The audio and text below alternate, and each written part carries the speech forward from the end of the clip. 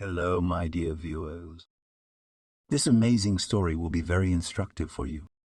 It is very interesting and beautiful. I wish you enjoy watching it. After learning that her husband had gone to the resort with his mistress, the cleaning lady's daughter let the homeless man in, and when she saw a motorcade of limousines at her windows, Olia had been working in the kitchen for an hour, waiting for her husband to come home from work. Everything on the table was as Evan liked. Hodgepodge, vegetable salad, sandwiches with calamari and berry morsel. The woman tasted everything for the 100th time. It seemed fine, not too salty, and very tasty. She ran to get dressed up, put on a light-fitted blouse and skirt, corrected her hair and put a light gloss on her lips. The woman was really good. Young, fresh, with a blush on her cheeks and beautiful brown hair. God did not hurt her figure either. She had it all.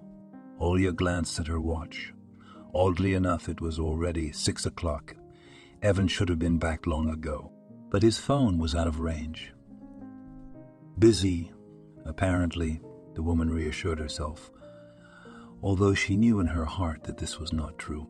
They had only been married for 3 years, and their family was already bursting at the seams. No matter how hard Olga tried, no matter how she pleased her husband, he was becoming farther from her and colder.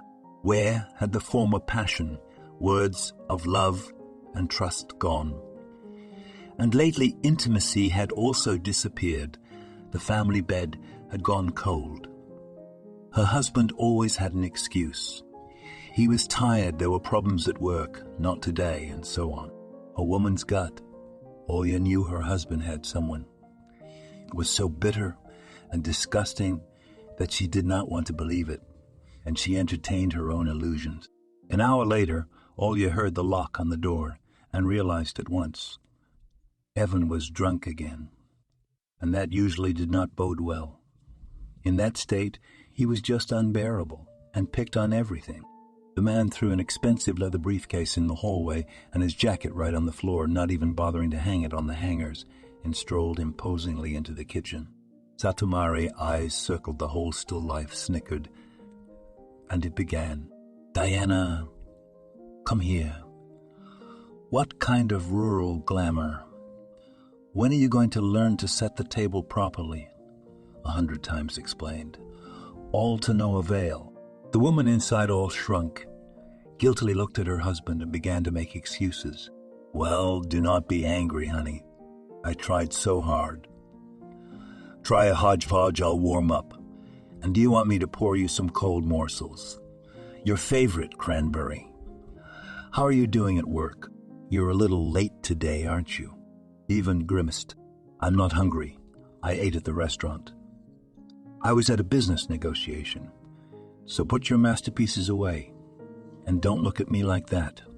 Yes, I've been drinking. I'm entitled. Who's the boss of the house? Or is there something you don't like? You're already living on top of everything. I'm taking a shower and going to bed. I'm tired. You go to your room. And don't flicker. I'm sick of you loitering in front of my eyes. Olia burst into tears and ran to her room. She was terribly offended. He did not even try. Did not notice that she changed her hair. Treats her like a servant. Why? What had she done to deserve such treatment? The woman covered her eyes in the dark and kept thinking about her miserable life. Olia grew up in a very poor family. Her mother was a janitor in a hospital, and the girl never knew her father. She tried, like all children, to ask her mother about him, but she only answered sarcastically, "Growing up, you'll understand me later." The family never had any money, barely making it from paycheck to paycheck. Olia always wore other people's clothes which their kind neighbors threw over to her family, and she only saw toys on her birthday. At school, they also mocked the poor girl, did not take her in the company, did not want to be her friend. Especially since it was not an easy class, all the children of doctors and peddlers. And here the daughter of a scavenger. Karen deliberately did not go to school assemblies. They were more like a cult gathering, a collection of money for the school's needs. Diane wasn't liked because of that either. as their family was never able to give money. But in spite of her poverty, the girl did well in school, especially in math. After finishing school, Olga decided to enter the Department of Economics at university, but she failed to pass in the competition without connections. And she and her mother had no money for the fee-paying department. She had to take correspondence courses and look for a job. Without experience in education, they couldn't take her anywhere, and she did not want to carry a rag like her mother. Before her eyes stood her mother's rough, red, swollen fingers with deformed joints and a bunch of other ills that she suffered from hard, back-breaking work. And then the girl suddenly smiled on her luck. She had just applied for admission and went to be photographed in a photo salon. An elderly, intelligent-looking photographer worked there. They got to talking, and one thing led to another. Olia complained that she couldn't find work anywhere. That's when Byron suggested it. Why don't you come with me, beautiful, as a trainee and a salesman? Here, hold the machine. I sit down and you tell me how to turn my head and how to sit down for a beautiful photo. Notice where the light is coming from and make sure I'm looking at the camera in the center. Don't be afraid, try. It. Olga took it as a fun game and photographed the photographer a few times. It turned out great. The man held up his thumb. Smart girl. You have good eyesight. You know how to catch a shot. So you can do it. And it's easy to process and print in the computer. I'll teach you everything. I'll teach you how to develop film, and I think you'll make friends with the cash register. You seem smart. I'm not promising mountains of gold, but it's not a dusty job either.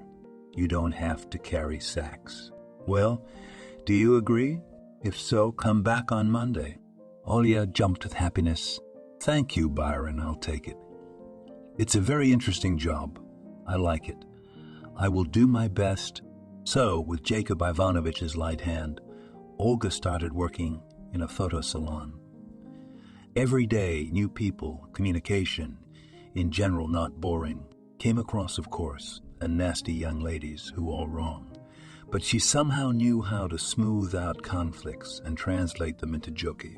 And then one day Evan came into their salon. A businessman. He had his own company selling home appliances, New World. The man needed to be photographed for his documents. When he saw the young Diana, he even froze. Tax. Where's the photographer? Who's going to take my picture? I need an urgent photo, 3x format. Olga completely flushed and began to chirp. I'm a photographer. Have a seat. Everything will be done in the best way, don't worry. Well, keep your head up and to the left. Very good. The picture came out the first time, and Evan complimented the girl. You're not just beautiful, you're talented.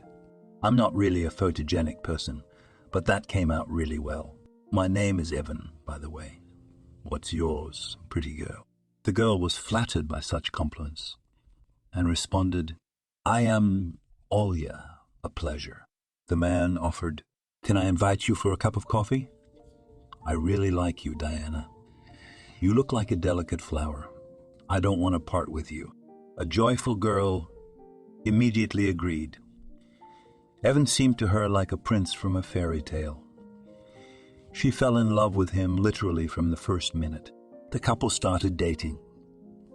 The man took her to exhibitions and concerts of fashionable stars, gave her tender roses in armfuls, and insisted on a closer relationship. However, things did not go beyond passionate kisses.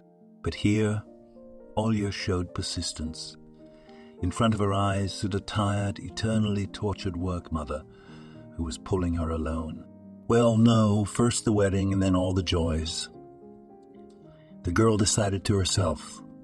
The couple got married, celebrating in style, in an expensive restaurant. Ivan looked at his DNA in a flying snow.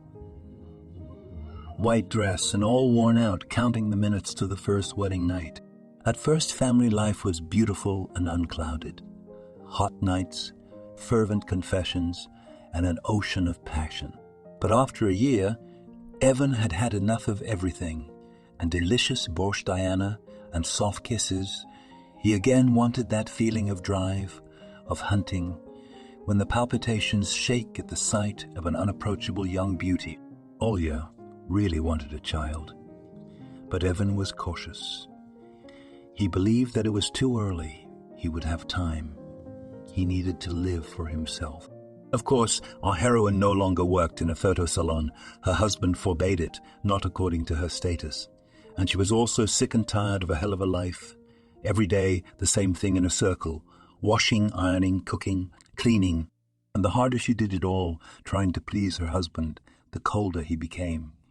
It was like a vicious circle.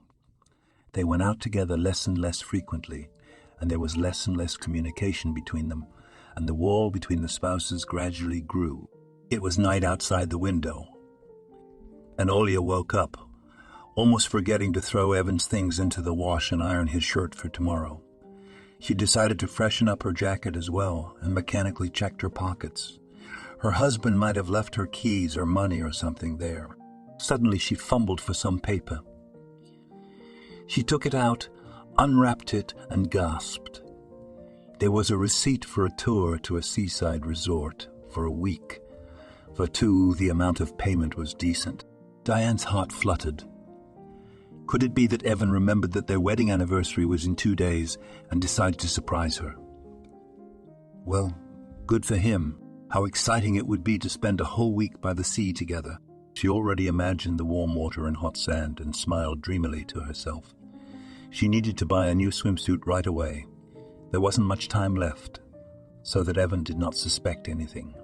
Olia hung up the jacket again in the closet. Surprise is surprise. No need to spoil it. The woman's mood rose, and even traces of lipstick on her husband's dirty shirt did not embarrass her.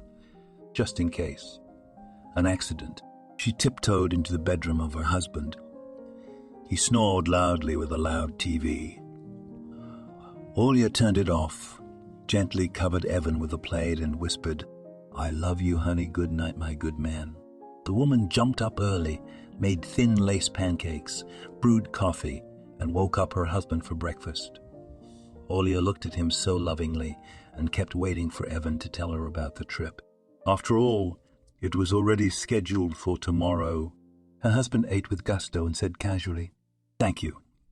It was delicious, as always. "Listen, Diana, pack a suitcase for me. I'm going on a business trip tonight for a week on business. I'll probably be back Sunday evening or even at night. Don't bite my head off. I didn't expect it myself. But business is business. It can't be helped. Well, I've got to run. I've got work to do. I'll be late." Evan left, and Olia just sat there, as if she was nailed to a chair. Tears dripped from her eyes, and she was powerless to stop them. She felt so nasty and hurt. So the surprise was not for her, and her husband and his mistress went to the resort, and she dreamed like a fool. Swimsuit was going to buy. Her head was spinning with black thoughts. What a bastard. What to do? Make a scandal of it in the evening. What good would that do? He would go anyway if he wanted to.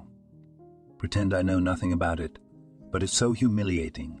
So that's why we have no intimacy now. We even sleep in separate rooms. So I'm here all day long, washing, cleaning, and cooking, and hubby at the same time, driving the other on resorts.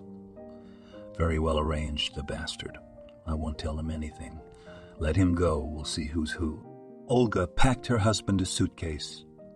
He left, kissing her on the cheek goodbye, as if nothing had happened, and she began to weep for no reason. She felt so bad at heart she could howl. In order not to go crazy, the woman decided to go out into the street to get some air and so to walk, at the same time and run into the store. After buying the first things she saw, bread and milk, Olia wandered home through the park. Tears welled up again, and she wiped them away. The woman kept thinking, how can I live with him after this? How can I look him in the eye? It turns out that they no longer have a family. All deception, soap bubble. She's just convenient for Evan, that's all. And love is long gone. Suddenly a pack of stray dogs came flying out of the alley, surrounded her, barking and barking in unison, and wanted to bite her. Olia was scared out of her wits and began screaming hysterically. She had been terrified of dogs since she was a little girl, and fear literally shackled her. Not far away on a bench, a homeless man was sitting with his belongings. His bag contained the empty cans and bottles he had found during the day at the dump. When he saw what was happening, he did not hesitate to rush to the aid of the poor stranger. He started waving the bags and scaring the dogs away, but they turned on him and ripped his pant leg and slightly scratched his hands. Then the tramp dodged, grabbed a huge rock and threw it at the most aggressive dog. He whimpered and ran away, limping. The rest also began to run after the leader. Olia exhaled and ran up to her savior. "Thank you. God bless you. If it were not for you, I just would have torn those evil dogs. They didn't hurt you much, did they? Let me take a look. My name is Olia." The homeless man only had time to say, "Nothing. It'll pass. It's nothing. And I'm Omaxag." And then he fell right to the ground unconscious. Diana rushed to him, started shaking him and rubbing his cheeks. She was pounding as if in a fever. "What's the matter? It's a plague. One or the other. Why did I ever come out of the house? Come on, wake up. Come to your senses." Tramp slowly woke up and muttered, "Oh, I feel dizzy. It must be the hunger. I haven't eaten anything in 2 days. I'm sorry I frightened you." Diana suddenly felt so sorry for that poor man. He rescued her and fell down without strength, and the wounds need to be treated to avoid infection. And she said firmly, "Maxa, get up. What's your patronymic? You're old enough to be my father. Let's go to my house. You'll eat and rest. Why are you sitting on the bench? It's cold." The man's confused. "I'm Max. But no, this is uncomfortable. You probably have a family, a husband, children, and here I am like a snowball on his head. I do not think that your family will be happy." Olia waved her hands. "Yes, I have no children, and my husband with a mistress rolled away at the resort. So you do not disturb anyone. Come on, let's go, Max." They came home to Olga. It was warm and cozy. The woman quickly set the table and invited her guests to dinner. Max began to help himself to the soup and pancakes, all praising the hostess for such a treat. The man looked about 50 and a half, and he did not look like a drunken bum, though his clothes were filthy and smelled bad. But his face, it was not smoked and swollen from alcohol. On the contrary, the image was rather intelligent. Diana looked at him stealthily for a long time and asked thoughtfully, "How did you end up on the street? You do not look like a tramp. What has happened?" The man lowered his eyes and waved his hand. "It's a long story. I don't want to talk about it. Well, I have sat too long. It's time to know the honor. Thank you, Diana, for bread and salt. You are a kind man." The hostess looked out of the window. The rain was beating on the windows. The wind was howling. She suggested, "Where will you go in this rain? You will get wet. You will get sick. You know what? I'm not letting you go anywhere. Here's a towel and my husband's tracksuit. Go to the bathroom, and I'll make a bed for you in the living room on the sofa. I'll wash your clothes too. They'll be dry by morning. You can spend the night and go tomorrow, and we'll have to treat your wounds. I'll get peroxide and absorbent cotton." The tramp asked in surprise, "Are you not afraid? What if I am a murderer or a Marius? And you just let in a stranger like that?" The girl just waved her hand. "I'm in such a state that I do not want to live. So do what you want. I do not care." She turned around and went to her bedroom. Max did not need to be persuaded. He himself did not want to leave this cozy and hospitable house and go back to Rome. The homeless man happily went to bathe, and then instantly fell asleep sweetly on the soft couch under the fluffy blanket. And Olia, at least for a while, stopped suffering, forgetting for a time about the rascal husband. She herself did not understand why she let a strange man into her house, and even a tramp. He could steal or do anything else, knowing that the woman was alone in the house. But somehow Diana had no fear at all. On the contrary, she felt comfortable that she was not alone at night in a large mansion. Max was very accommodating. It was felt that he was not a hardened outlaw from the high road, but just a wayfarer confused in life. The next day in the morning, the doorbell started ringing. Sleepy Olia waddled to open it. Her mother stood on the doorstep with her bags. "Hi, daughter. Are you still asleep?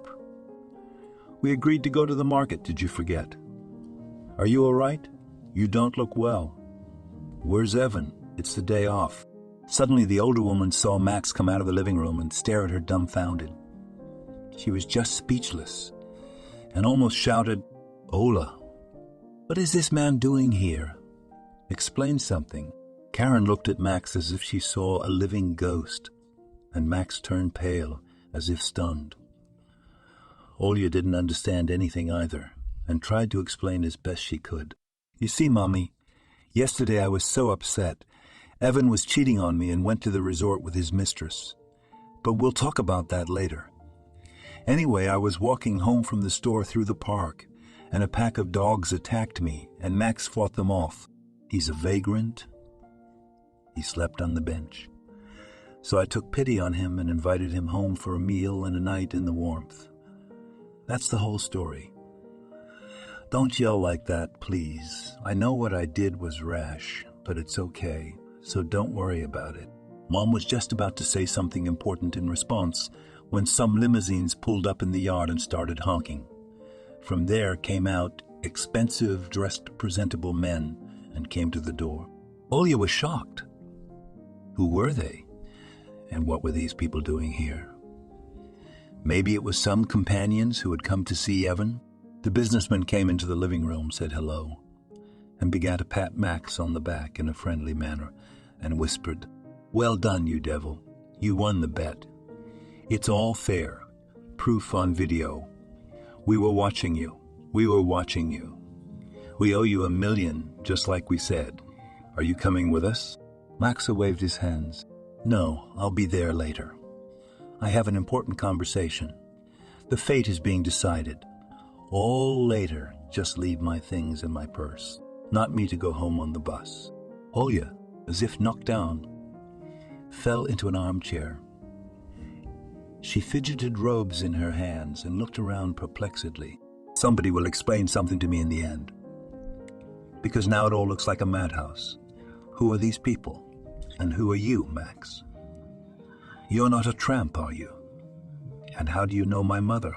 I can see in your eyes that you obviously know each other." While Max was gathering his thoughts, Karen jumped up to him. "Why aren't you saying anything? Come on, tell your daughter who you are." "He's your father, Diane, and my ex-husband. He's a big bastard. He left me without even blinking an eye when I was young. He threw me out like an old, unwanted shoe. I would have killed him. How's your daughter?" "It cannot be," said the tramp in surprise. The daughter grabbed her head. "Are you all crazy here? What father? Mom, are you delusional? You always told me about my father that he was, but he swam away. He's been gone for a long time. I thought Dad was dead and you just don't want to upset me." The old woman just waved her hand and suddenly burst into tears. "What was I supposed to tell you?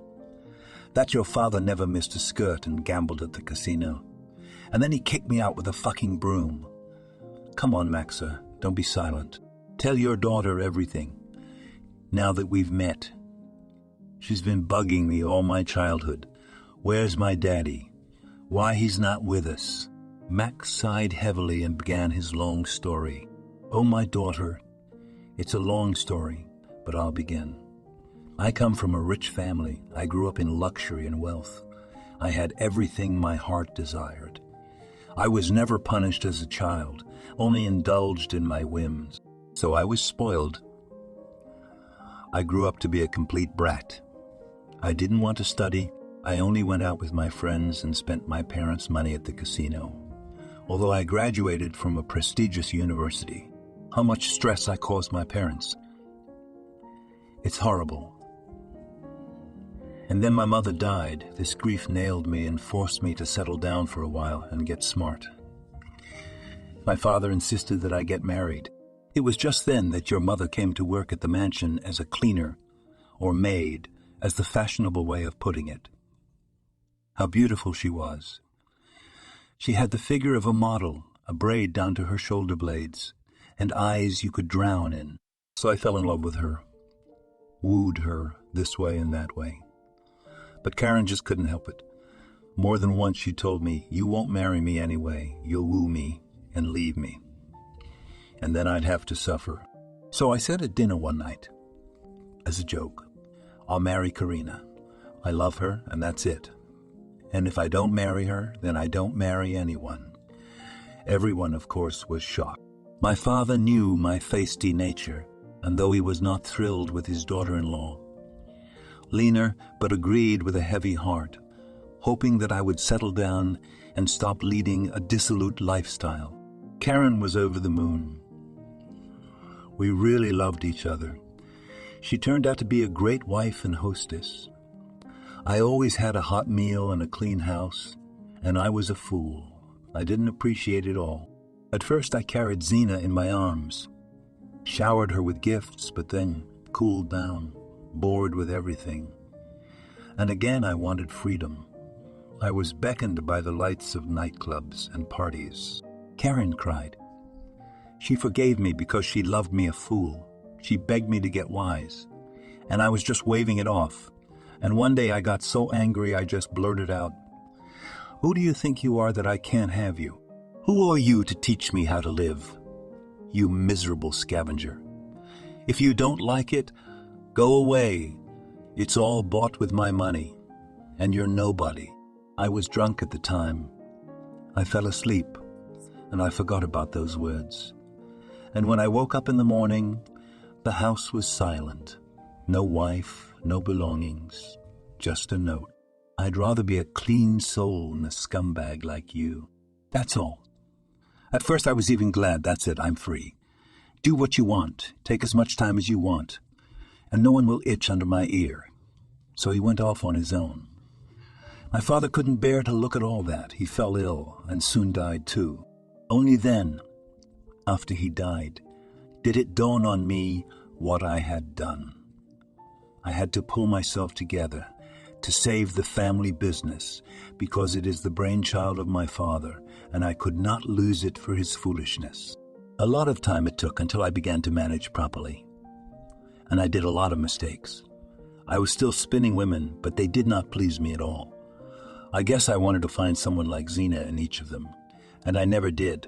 The years were taking their toll. I had given up drinking long ago. My health was not good enough. A week ago, I had an argument with my friends. "You're a fool, Max. You've been going crazy all your life. It's like you're walking on the edge all the time. You better use the money for a good cause. Do you know how many people are starving and wandering? If you lived for a week as a bum, you'd understand a lot. But you can't stand it. You're not used to much hardship. So I bet that I could endure, and I'd win the bet. There was $1 million at stake. We struck a deal, and the show started. I dressed up like a hobo and went outside. At first I was terribly interested. It felt like some kind of game. There was a sense of lightness and freedom.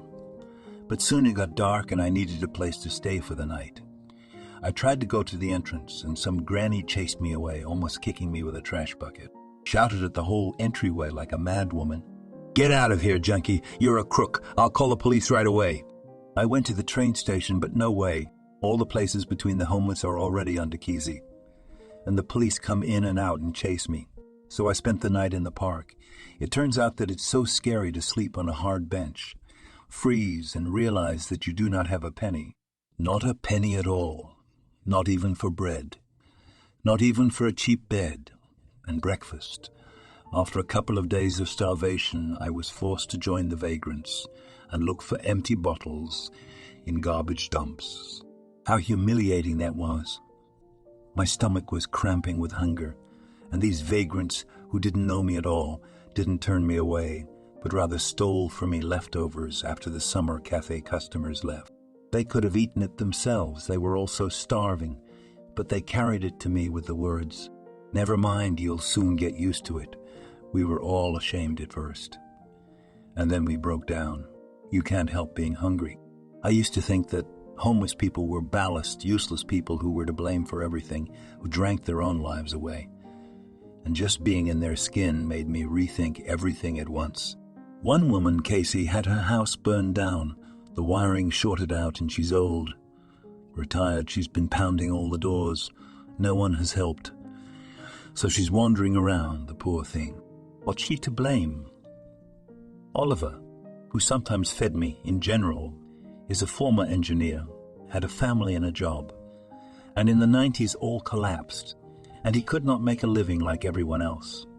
His wife left, so it all went downhill. What about me? Am I any better? I'm the one who skipped out on half my life too. If it were not for my rich and patient father who had dragged me out of all my debts and troubles, I would have been a bum too. I learned more in this week than I did in a lifetime, my dears, and I won't be the same. I have learned to appreciate the crust of bread and to respect people, and I will no longer waste money, but I will help these poor people. There you go. Karen looked at Max in shock. I can't believe my ears. I can't believe you've heard anything in your old age, can you? I don't recognize you, Max. Max put his head down. You forgive me, Karen, if you can. I was the last of the bastards when I was young. I didn't appreciate the warmth of home. But I didn't know you were pregnant, did I? Why didn't you tell me about it? I could have raised my daughter, helped you. The woman just waved her hand. I was then strongly offended. You did not put me at nothing. You called a cleaner, and I myself have learned about the pregnancy after the breakup. So I decided that my daughter needs such a father, a philanderer who doesn't respect her mother. I dragged Diana along, even though it was hard. You can see how beautiful she's grown. You can't help but admire her. But she repeats my fate like a copy. She's a womanizer too, my dear. Her daughter loves him and pleases him, but he doesn't like it. Heart bleeds to see how my daughter suffers. Olia could not even get a word out. She was in shock. She asked, "Parents, you're really something." Mom was offended Dad went for a walk, and so I would never learn anything about the existence of my own father in nature. How could it be? It even hurt. No, I do not blame my mother. I am in the same situation now. My husband turned out to be a bastard and womanizer. I understand how my mother felt at that moment. But you, Dad, don't you ever want to know how your ex-wife lives? I do not understand. It's not even human. Max asked quietly, "I'm guilty before you, and there's nothing to hide. I was only thinking of my own amusement. I drove my parents to their graves with my tricks. I lost Karen, and I didn't know you, Olia. One thing I beg you, relatives, don't push me away now. I'm so happy I found you, even if by chance. But we have met. I want to try to establish relations, to communicate, to live together. I still have the same huge country house, but it's so empty and lonely. Please, let's go to my place. Diane, you're the one who says your husband's a bastard, so move in with me. Or will you continue to suffer knowing that he's out on the side? You're my family, and I won't let you go anywhere else. Now I have someone to live for, to wake up every morning, and that's worth a lot." Karen hesitated for a long time, and Max had to go to great lengths to get her to believe him again. He was literally winning the woman back. The woman feared that Max only sings beautifully, and he again will snap, and it will start all over again, as in his youth. Yes. And his appearance, Karen was very embarrassed now. It had long lost its former beauty. Hard and hellish work put its stamp, bags under the eyes, wrinkles, and the figure has long swollen. After all, Karen had long ago spit on himself and put a cross on his personal life. So why does Max need her now? If with him, in spite of his age, any pretty girl will spin easily. But Olia decided to move in with her father immediately. She could not bear to imagine that in a few days her husband would return tanned and well-groomed, and would lie about difficult negotiations and sight fatigue. It was so ugly and disgusting. So she packed up all her things that same day and went to live with her father. There was no stiffness or shyness between them. They somehow got along at once. Olia happily fed her father delicious dinners, and he gobbled them up and looked at the girl with tenderness. She looks just like her mother, just like her, and clever, and a hostess. Your husband is a fool, just like me when I was young. He lost such a woman. Can't you make up with her? In life, anything can happen. And maybe your dog will settle down? Olia shook her head. I won't be able to trust him anymore, Daddy. Do you understand? Even if he calls me back, I won't go. It took you so many years to understand that there was no better mother. Listen, Diana, I've been thinking, it's not right for you, a young girl, to sit at home. What would you like to do? What would you like to do? And I'll help you realize your desires. Don't be shy, just say it. I have enough money. Bill thought about it. You know, I would like to open a private home for the elderly and a volunteer center to help the homeless from the street. At least a couple of times a week to bring them hot meals and medicines, warm clothes, because it too will be important help. I always feel sorry for the elderly and destitute. Many old people turn out to be unwanted even by their own children. So I want to give them shelter and warmth of the soul. I would do it with pleasure, to be honest. And you helped me lead in the beginning. Max smiled. Well, we decided where to spend the 1 million. For a good cause. So go ahead, daughter. Go for it. At least you'll be distracted from sad thoughts. I'm here for you, I'm here for you, I'm here for you, I'm here for you, and I won't let anyone else hurt you. Evan drove home happy as an elephant. His mistress Angela had sucked all the juice out of him during the week. Oh, she was a temptress, and the sea, the sun, and the wine contributed to complete relaxation. But he was a little embarrassed that during the whole week Diana had not called him once. She hadn't even asked him how he was. She hadn't begged him to come back early, hadn't whined that she missed him, hadn't asked him to come back sooner. It was somehow unusual and even offensive. The man was used to pushing his wife around, to lying to her, and to knowing that she faithfully waited for him and loved him very much. He could imagine how his wife was waiting for him. She would probably cook him a delicious dinner. She would look him in the eyes like a faithful dog and tell him how much she missed him, how he was tired of Olia. He didn't miss her at all, but the established life and a perfectly clean house suited him, as well as his position in society. As was his habit, the man entered the house. She had become too spoiled. He went into the kitchen, which did not smell even close to anything edible. And then he went through the rooms. And just then he noticed that Diana's clothes closet was completely empty. He rushed to the hall closet. Same story, no Diane's coat, no shoes, nothing. The enraged husband began to call her on her cell phone. Diane picked up the phone the first time. Evan yelled, I don't understand. Where are you? Why aren't you at home? What kind of tricks are these? The husband comes home from a business trip tired and hungry, and his wife is gone. Where are you? Why aren't you home? I was expecting a nice dinner. Diana replied quietly but firmly, and I counted on a week-long vacation at the sea with my beloved husband. But you took there, not me, and his mistress. That's how it happens, right? And you had the nerve to lie to my face about a business trip. I know, Evan. I figured it out a long time ago.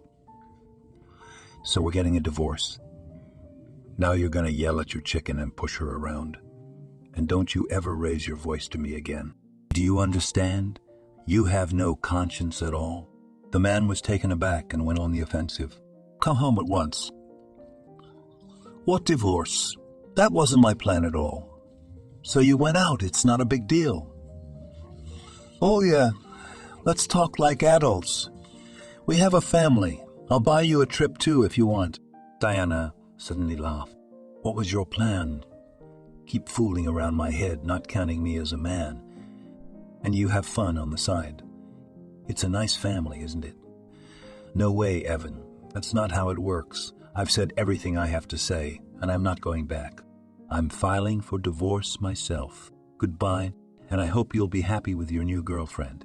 Olia hung up the phone, threw it so that it almost broke into pieces, and sobbed, long sobbing, realizing that from that moment she no longer had a husband. She was alone now. Max quietly came up behind her, stroked her daughter timidly on the shoulders, began to comfort her. Husband called. So he came back, the bastard. Olia sobbed. Bastard, bastard. He also resented me for filing for divorce. Turns out it wasn't part of his plan, and put me on the horns and hurt me. It's normal. He was happy with everything. I loved him so much, Daddy. You can't imagine. I wanted a child from him, but he said it was too soon. Now I'm alone, a divorcee. Max reassured Diana. Daughter, honey, darling, don't give a damn about him. Don't tear your heart out. You are not alone. You are not alone. We are family. We're here for you. We'll always help and support you. Time heals, and you are sure to meet a good, decent man. And you will have children. Olia hugged her father, hugged him trustingly. It's so good that we are together now, Daddy. Now we have talked, and it became easier. You're right, I just need a distraction. I will start a boarding house, a volunteer center. I will think less about Evan, Max said shyly. Diane, daughter, you talk to your mother. I really have changed. Let her move in. I went to her this way and that way, but she's always had a temper. I still love Zina, and I don't want anyone else. Evan was furious and angry at first. Who is she to talk to him like that? She's the daughter of a cleaning lady. So what if the man had gone on a spree? I'm better off. Angela will only be happy. I'll marry her, and that'll be the end of it. I'll have my ex-girlfriend biting her head off. But it didn't turn out that way. Angela was not at all happy about the news. She was quite satisfied with the role of the mistress, fun and unburdening. After trying to live with Evan for a couple of weeks, the beauty vanished without a trace. Realizing what a nasty character he had, standing all day long at the stove and scrubbing parquet, Angela certainly was not going to. In addition, shouted him goodbye. You idiot and autocrat. I even feel sorry for your wife. Tormented with you, poor thing. I'm not your servant, and I will not let you command. I'll find myself a new rich daddy in no time. And so Evan was left alone at the bottom of the barrel. And when he learned that Olga was now a rich heiress and lived with her father, the millionaire Maxaya, he lost his temper. He tried several times to call his ex-wife, waiting for her at work near the boarding house. When he saw her, he did not recognize her. There was no longer that modest and quiet Diana, like a delicate flower. Toward him walked a confident, stylish woman with a fashionable short haircut and a bright manicure. She looked simply stunning, and Evan's palpitations shook like before, fresh and rested, and so happy. Without him, the man started calling out for her. Oh, yeah, Diana. Wait a minute. You look so handsome. You look great. Listen, can't we talk? I still love you, and I want you to come back. Olia smiled condescendingly. Thanks for the compliment. But you don't look so good, to tell you the truth. Are you back? What for? To please you, to make soup and rub your shoes. You don't appreciate anything I do for you. We don't have a family anymore, Evan, and we never will. Alas, the man started talking. Well, I've made up my mind. Can't I try again? What if it works? Well, forgive me, Diana. I was a fool. The woman shook her head. It is possible to glue a broken cup, of course, but you can't drink from it. It leaks. I will not be able to trust you anymore, you know. What kind of family is that? Goodbye, Evan. Don't follow me. I'm not coming back. Evan was so bitter and hurt. His wife left him such a shame. The business was cracking at the seams. The competitors were attacking like piranhas.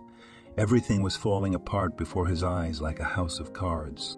Friends openly condemned Evan because everyone knew Diana as an excellent wife and hostess, and about the affairs of the businessmen not tried to judge only lazybones. Many of them said to his eyes, "You lost such a woman. You traded her for a one-time floozy. You should have taken care of someone like Olga. She was all for you, and you." Evan began to put more and more off into the bottle and drink. Cognac stifled and dissolved the agony of conscience. He temporarily forgot himself in the arms of the call girl.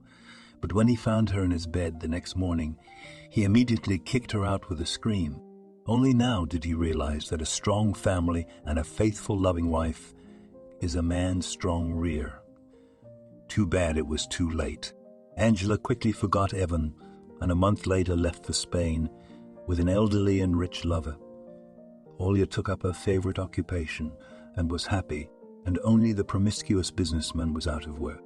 Now, he wandered in the evenings with a bottle in his hands and howled from loneliness. Max and Karen, on the contrary, felt as if they were in their second youth. The man was showing her a different, fabulous, and beautifully affluent life that she had never known. After the hard work of beauticians, massage therapists, and dentists, the older woman was simply unrecognizable. The stupid, burned out chemistry that so disfigures and ages a woman of age had been replaced by a fashionable haircut with a slanted parting and inarticulate striped hoodies, by fitted pantsuits and stylish dresses. Karen looked astonished at herself in the mirror and did not recognize herself. There was no more tortured and tired cleaning lady. There was a lady, just like her rich businessman husband. Max took Karen to exhibitions and museums, told her about the history of the city, and she absorbed everything like a sponge. It was so interesting. A year later, Olia, too, finally found her happiness. An old lady, a divine dandelion, happened to visit her at the boarding house. She had lost her memory and wandered around town, not knowing at all who she was and where she came from. So kind-hearted townspeople brought her to the boarding house. Although it was private, Olia took her grandmother into her care and took pity on her.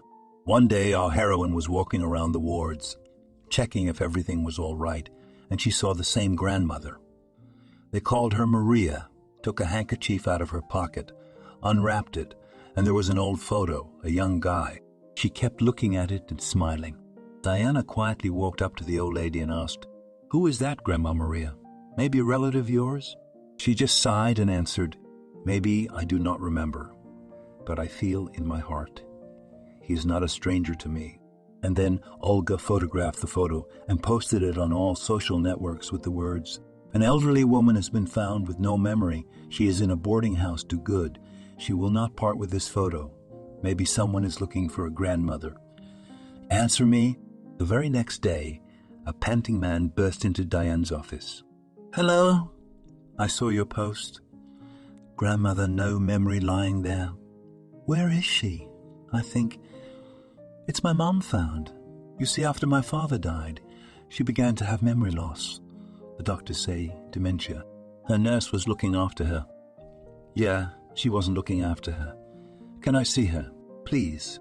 Dumbfounded Olga led her guest into the room of Grandma Maria.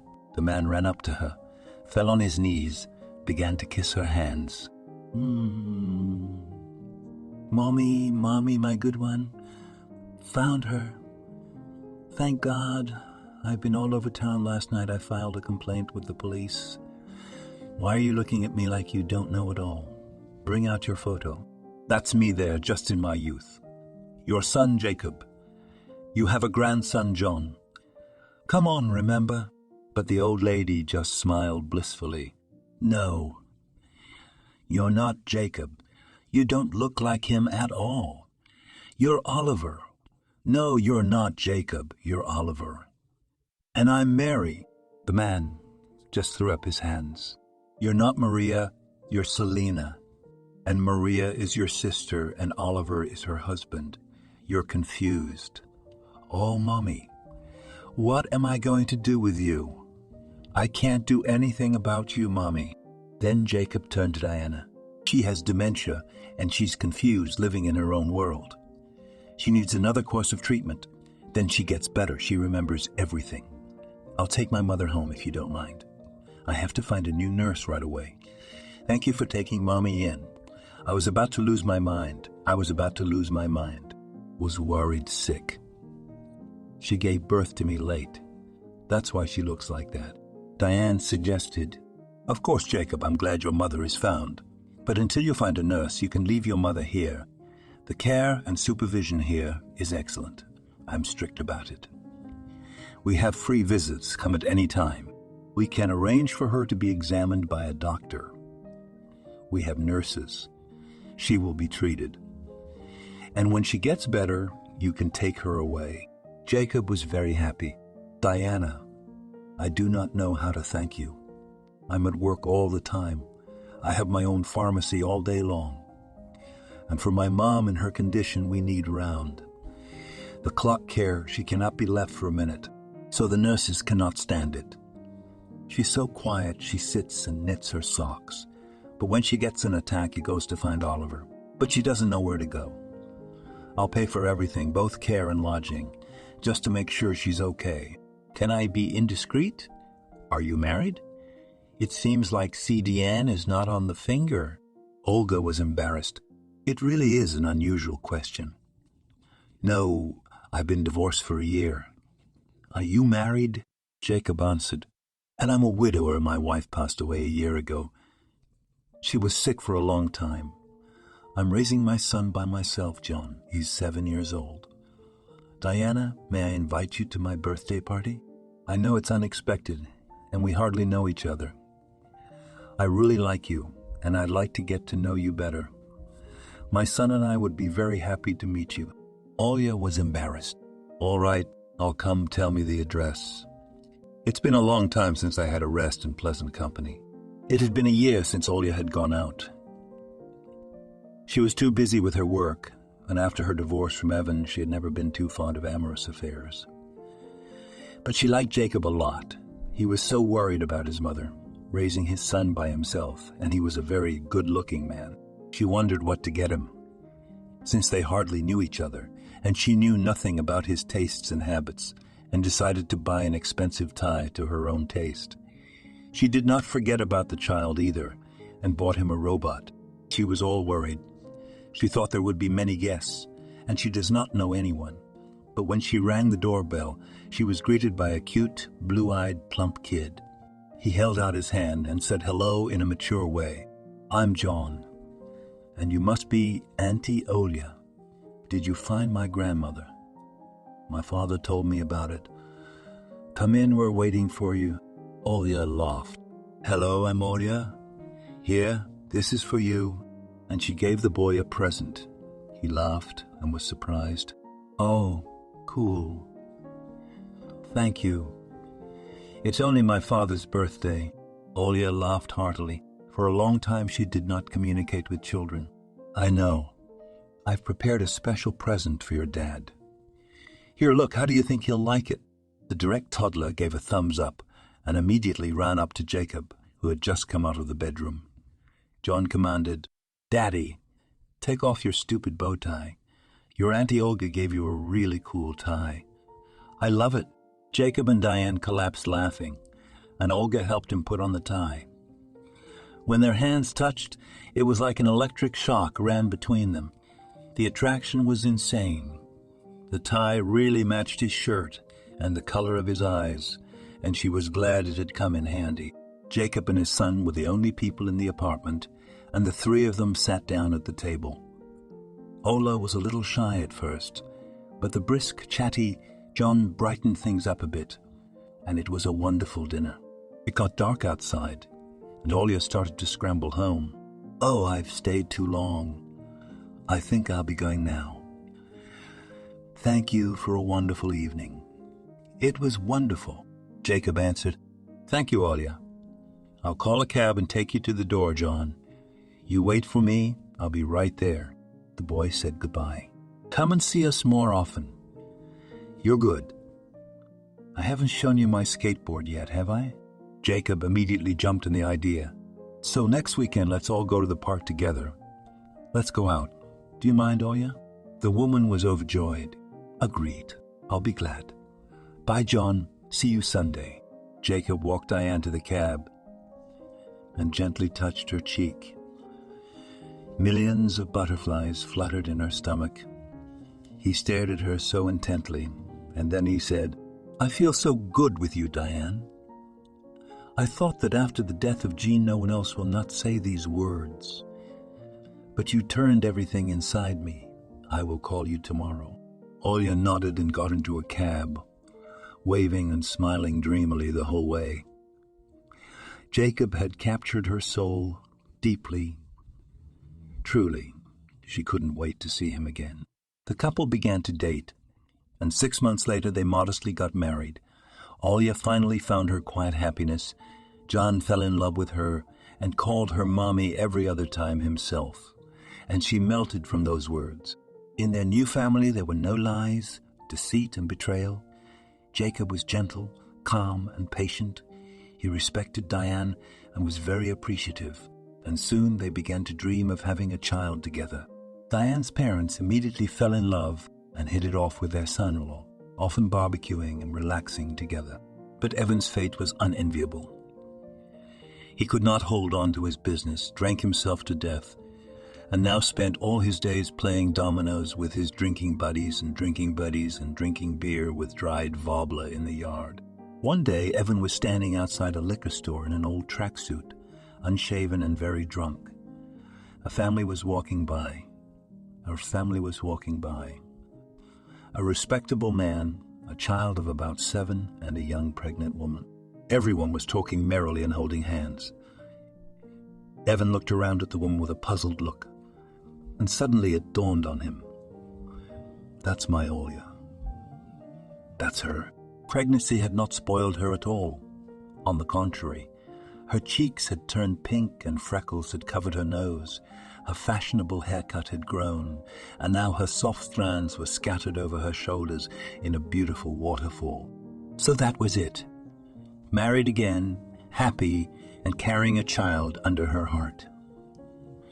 And me. God, what do I look like? A drunken alcoholic. Evan became terribly ashamed, and he hurried to get lost in the crowd so that Olia wouldn't notice him. And then Evan got drunk again and complained to his drinking buddies about his unfair fate, not realizing that he had ruined his own happiness. And it was nobody's fault. You reap what you sow.